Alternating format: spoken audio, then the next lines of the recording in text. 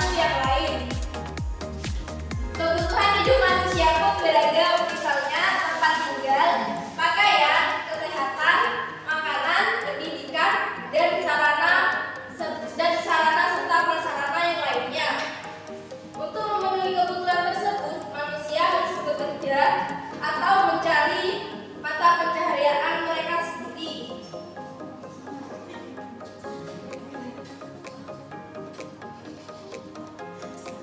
Coba zam-zam dibaca pengaruh dan perbedaan sumber mata pencaharian penduduk Indonesia.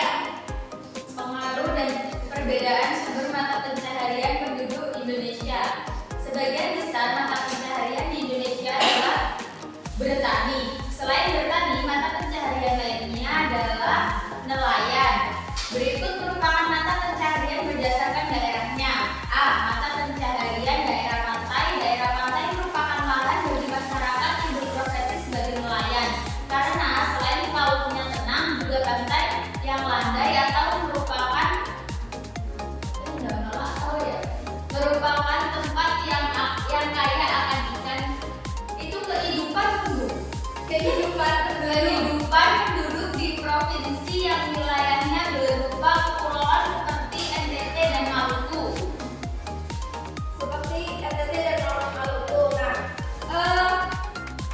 Selanjutnya, kalau mata pencaharian di daerah dataran rendah, coba dibaca betul. Mata pencaharian di daerah dataran rendah yang landai merupakan lahan yang baik untuk pembudidayaan pertanian, perkebunan, perlawanan, dan lain-lain. Kondisi yang seperti ini semakin mendukung karena kondisi iklim di Indonesia yang tropis menyebabkan lamanya kegiatan sinar matahari terhadap bumi, banyak menyebabkan turunnya curah hujan dan banyaknya proses pelapukan, bagian terjadi pada tumbuh-tumbuhan ataupun bebatuan. Selanjutnya coba dibaca Tasya. Coba Zulfa. Pengaruh dan perbedaan sumber mata pencaharian penduduk Indonesia. Mata pencaharian daerah dataran tinggi dan dengan relatif keanekaragaman Indonesia juga memiliki wilayah yang beriklim zonasi, artinya pembatasan wilayah berdasarkan ketinggian di atas permukaan air laut.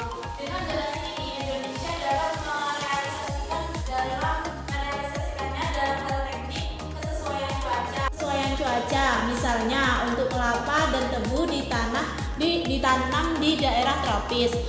Tetapi jika dipaksakan menanam di daerah dataran tinggi, maka akan menghasilkan panen yang kurang memuaskan. Selanjutnya yaitu